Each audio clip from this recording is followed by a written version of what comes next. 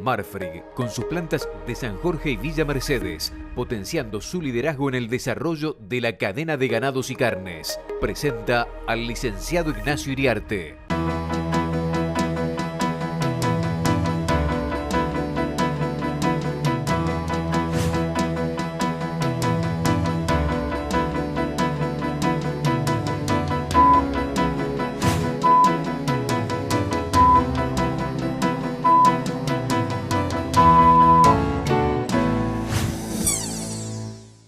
Amigos del canal Rural Buenos Días.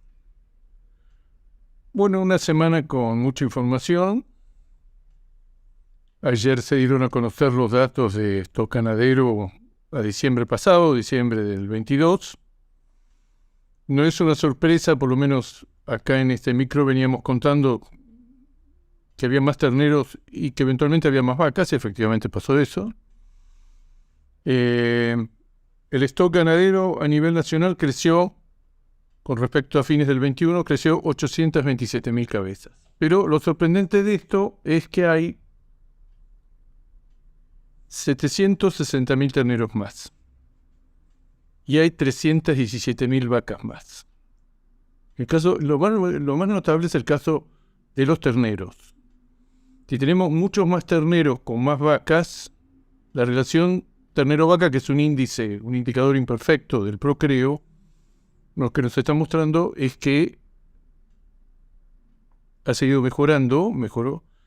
Y esta es la razón fundamental, son las vacas y los terneros lo que creció, porque el resto de las categorías no crecieron, cayeron mínimamente, pero cayeron. Cayeron los novillos, los novillitos, las vaquillonas, los toros. Pero la excelente noticia: de acuerdo a la faena de vacas, tendría que haber habido la misma cantidad de vacas o algo menos, hubo 200 y pico de mil vacas más. Estamos hablando de un 1% más de vacas. Pero lo de terneros es notable, porque esta es la camada de terneros que está en marcha, que está en curso, que se está destetando ahora. Un momento inoportuno, un momento ya había un adelantamiento de la zafra, una concentración de la zafra, una zafra más grande, más concentrada y más adelantada. Pero digamos, esto es un dato, si se quiere, histórico. Estas 54.200.000 cabezas es un dato histórico que muestra que antes de la seca el stock ganadero venía creciendo, y venía creciendo básicamente por aumento de productividad. Cambio mínimo en el margen de más vacas, pero 1% más de vacas, 5% más de terneros. Esa es la primera noticia. La segunda noticia: persiste el deterioro de los precios reales de la hacienda. Este es un año completamente atípico y no estamos todavía fuera de los efectos de la seca. Pero hay que recordar que siempre los precios reales del ganado tocan un pico en marzo-abril y después tienen una larga travesía hasta volver a tener una recuperación hacia fin de año. Es un año completamente diferente, completamente atípico, vuelvo a repetir, pero recordar que en los próximos meses, de acuerdo a lo que está pasando con el refugo de vacas y con la cantidad de hacienda que se están cerrando en los feedlots, no vamos a tener menos hacienda, vamos a tener más hacienda en la faena. La faena es altísima, la faena es notablemente alta. En estos días hemos conocido la faena definitiva, el dato no por DTE, por envíos a faena, sino el dato definitivo del Ministerio de la Secretaría de Agricultura: 1.290.000 cabezas. Estamos acercando a 1.300.000 cabezas mensuales. La producción de carne, 290.000 toneladas mensuales. Nos estamos acercando a un límite imaginario que son las 300.000 toneladas. De estos datos, y bajo el supuesto que la exportación haya crecido, si tenemos más carne en el mercado y tenemos algo más de exportación o lo mismo, el grueso del excedente va a ir a parar al consumo interno. Esa sensación de que el consumo interno está saturado, que está superado. Si estos datos son así en las próximas semanas, lo vamos a saber definitivamente, pero podríamos estar haciendo un cálculo provisorio que el consumo está por arriba de los 50 kilos. ¿Cuántos? 53, 54 kilos. Entonces, ojo que si sigue creciendo la faena y no crece en la misma medida de la exportación, inevitablemente el consumo aparente está aumentando. Los precios de la hacienda en números redondos, a moneda constante, como es la única manera de hacerlo, y con la simplificación que siempre estamos calculando, que del año pasado, ahora, abril contra abril o marzo contra marzo, es 100% de inflación, un poquito más de 100%, para actualizar los valores de hace un año y compararlos con los valores actuales, estamos 25% abajo el precio del novillo, el novillo sufrió menos que otras categorías, 33% abajo en términos reales con respecto a un año atrás la vaca conserva, y la categoría más perjudicada por lejos es el ternero. El ternero pasó de precios extraordinarios en el otoño del año pasado a precios mediocres en el promedio, por debajo del promedio en la actualidad. El otro gran protagonista que estamos viendo es el feedlot. El feedlot tenía encerrado al 1 de abril, ese dato se conoce con mucha rapidez, el 1 de abril ya lo teníamos, 1.820.000 cabezas, que es 9% más que el año pasado, pero es el registro más alto para el mes de febrero de que se sigue en estadística de 2003 a la fecha. Estadística que han estado discontinuadas en algún momento, pero reconstruye la serie, es el registro. Estamos con un nivel de ocupación de los corrales en términos absolutos altísimo. Y la lógica indica que por la época del año que es, porque el feedlot ha recuperado rentabilidad, el feedlot es una montaña rusa.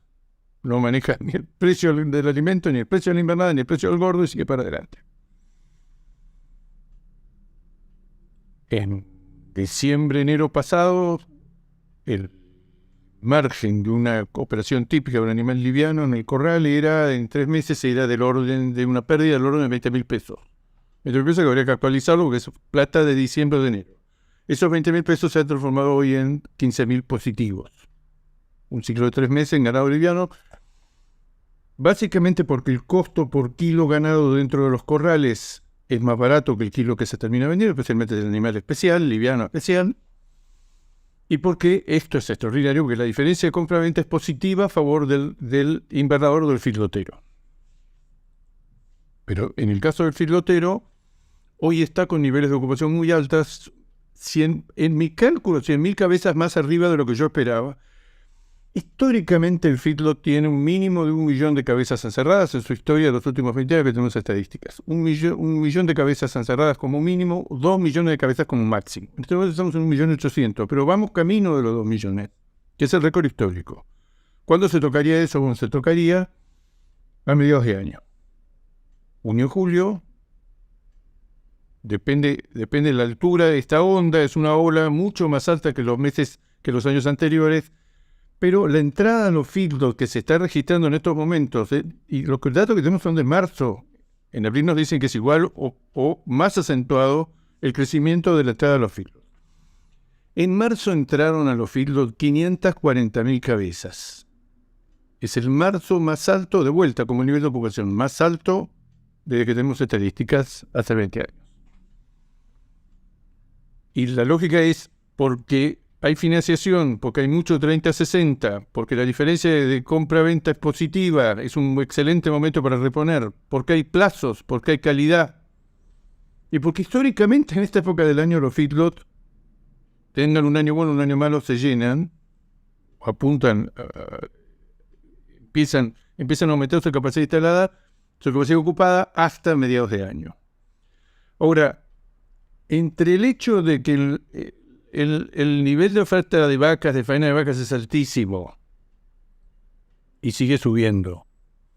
Y va a seguir subiendo porque ustedes saben, está atrasado el tema de todos los datos y del refugio, y del rechazo y de la limpieza de los campos, doble, por menor receptividad de los campos de cara al invierno, o triple, por menor cantidad de reservas,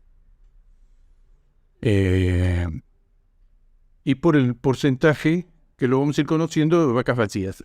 Seguimos recabando datos de tactos en todo el país, muy buenos o muy malos. Ayer hablaba con un administrador de campos, me decía, en 4 campos que nosotros tenemos, el que yo dirijo, uno en el 90 y pico %, otro en el 80 y pico % cuando generalmente es un campo del 90%, Y 2 campos que tenemos alquilados y que no tenemos el control que nosotros quisiéramos, los resultados preliminares abajo del 60. Esto lo escucho por todos lados, siempre recordando que el que primero tacta es un productor que tuvo el servicio anticipado, el servicio adelantado, que son los mejores productores, que muchos productores le dieron de comer en medio de la crisis a la vaca y corrigieron.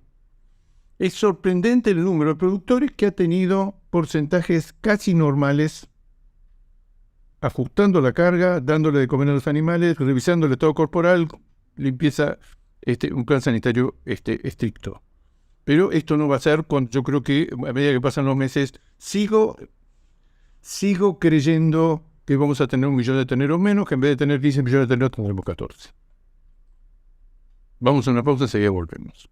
Recapitulando el mercado interno, una oferta cercana a los récords de vacas que se va a sostener, porque estos son los meses en que estacionalmente se incrementa la oferta de vacas, que probablemente este corrido, si llega a coincidir que los campos están con la receptividad muy inferior y si llega a coincidir con un invierno y empieza a helar, vamos a tener quizá inclusive una aceleración. Está coincidiendo con que, gracias a Dios, la demanda por China por este tipo de vaca es la histórica, es la normal.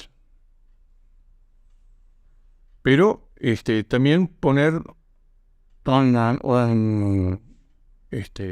atención sobre el tema. Brasil ya ha vuelto, ya está colocando y lo va a colocar y van a llegar y está vendiendo los enormes volúmenes, siempre lo contamos. Brasil en épocas normales, en los últimos meses, como promedio le vende 100.000 toneladas mensuales nosotros vendemos un poco más de 40.000 a China mensualmente. China amagó con tener una recuperación de los valores después de la pandemia, de la salida de la pandemia. Todos teníamos una esperanza enorme que hubiera una recuperación en los valores, una recuperación en la demanda, pero la evidencia que tenemos es que esa recuperación de los valores pagados por China se frustró. Hoy en día inclusive ya se podría hablar más fácilmente o más claramente de una caída en los valores, $100, $200 por tonelada, desinterés, stocks, encima complicado con el hecho, complicado no solo de que Brasil está ofertando más carne, sino que se está reactivando Oceanía. Tanto Australia, que ya está pasando esta etapa de retención brutal y ya tiene más carne y lo está volcando y está recuperando su relación con China. Ustedes recuerden que las autoridades australianas iniciaron una investigación, invitaron a las autoridades australianas a ver el origen del COVID que había sido China. Además, los chinos no se lo perdonaron. Los australianos sufrieron una serie de sanciones que incluyeron la suspensión de 10 frigoríficos de primer nivel, de los más grandes y los especializados en enfriado de Australia, que exportaban. Les retiraron por detalles menores, en una represalia comercial. Le retiraron la habilitación para exportar a Australia. Todo eso se está arreglando. Australia tiene más carne, Brasil tiene más carne, el mercado está más abastecido y además hay un hecho que es así. China está comprando volúmenes extraordinarios, pero por debajo de los récords de la primavera pasada.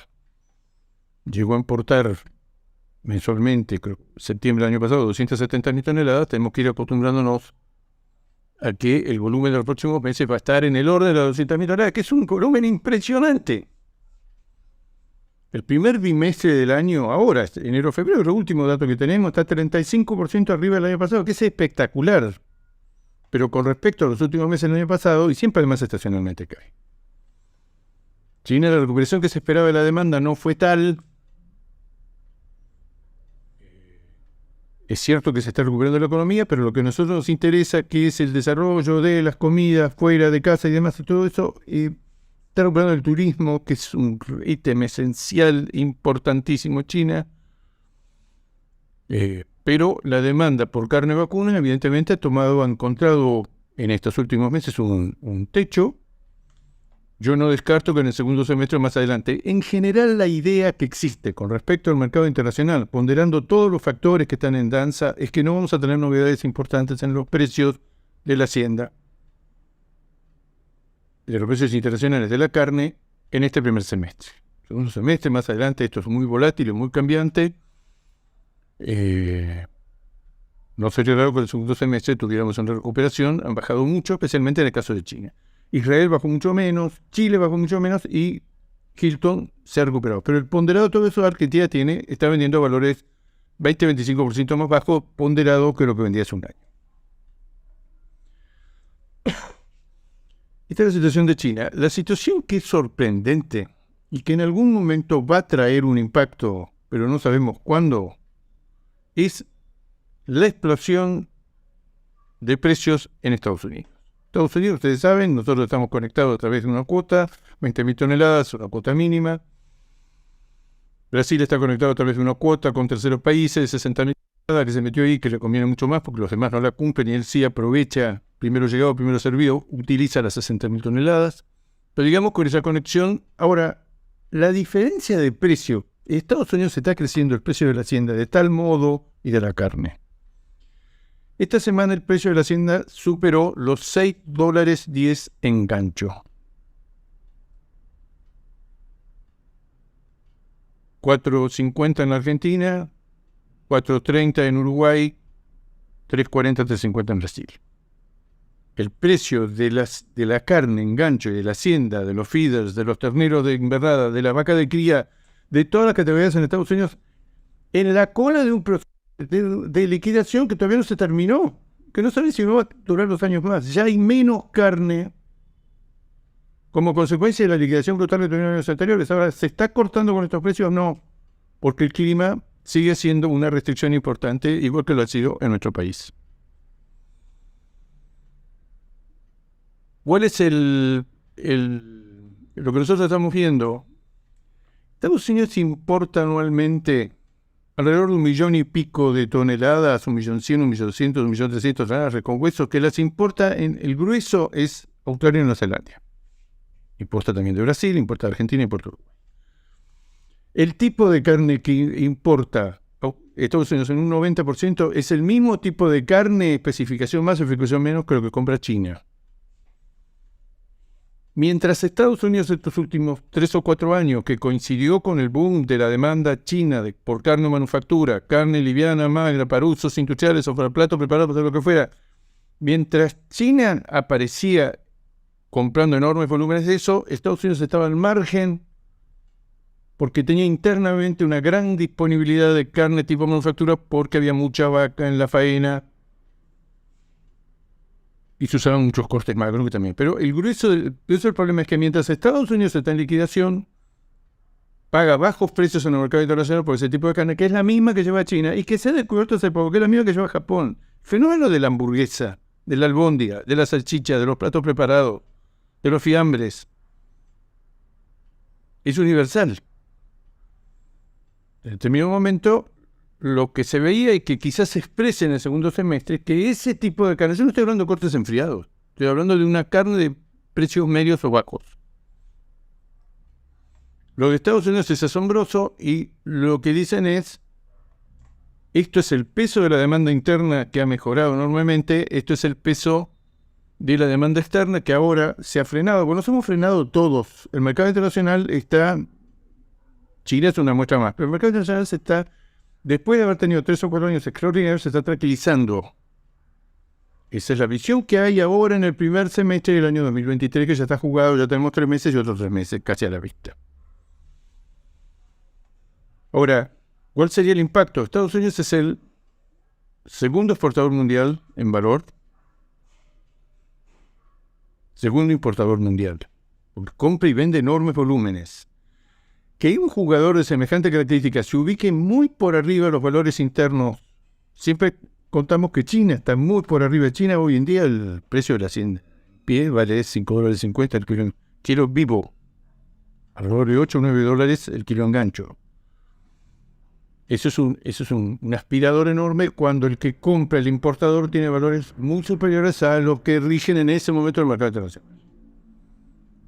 ¿Qué podría pasar con el mercado americano? Bueno, que la demanda del mercado americano en los próximos meses, en volumen, pero sobre todo los precios, tomen tal nivel con respecto al resto del mundo, y esto ya lo hicimos nosotros en algún momento, ya hace muchos años, que podamos pagar el arancel.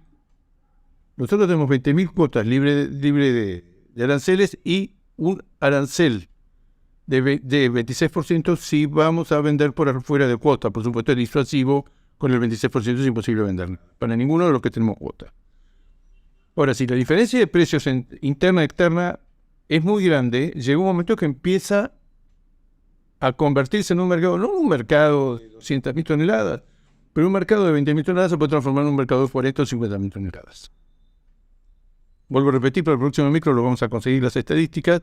Yo recuerdo en nuestra anterior excursión al mercado americano, que en determinado momento, si la diferencia de precios de la carne en Estados Unidos con respecto a la carne en nuestro país era muy grande, el negocio aguantaba poner ese arancel adicional del 26% y cual se vendía.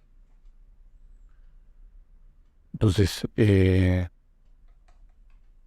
yo creo que ese es un factor muy positivo. Sorprende el valor de esta semana del precio de la hacienda, del kilo engancho de novillo, $6.10, $6.15 del novillo en Estados Unidos, es el más alto de la historia en dólares corrientes.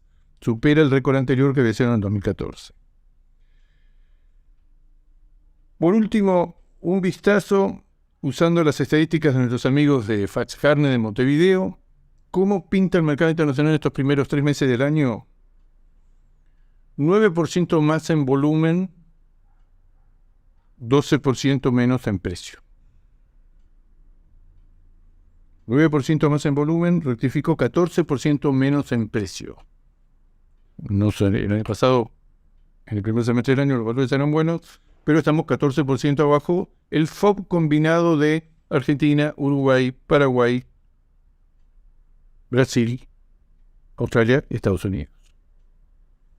Cuando combinamos todo eso, que es el trabajo que hacen, el histórico trabajo que hace la gente de Fats Carne de Montevideo, vemos que el mercado internacional, vuelvo a repetir, está mejor en volumen, está peor en precios, pero el primer semestre del año pasado fue un momento excepcional del mercado internacional. Amigos de Canal Rural, será hasta el próximo jueves. Marfrig, con sus plantas de San Jorge y Villa Mercedes, potenciando su liderazgo en el desarrollo de la cadena de ganados y carnes, presentó al licenciado Ignacio Iriarte.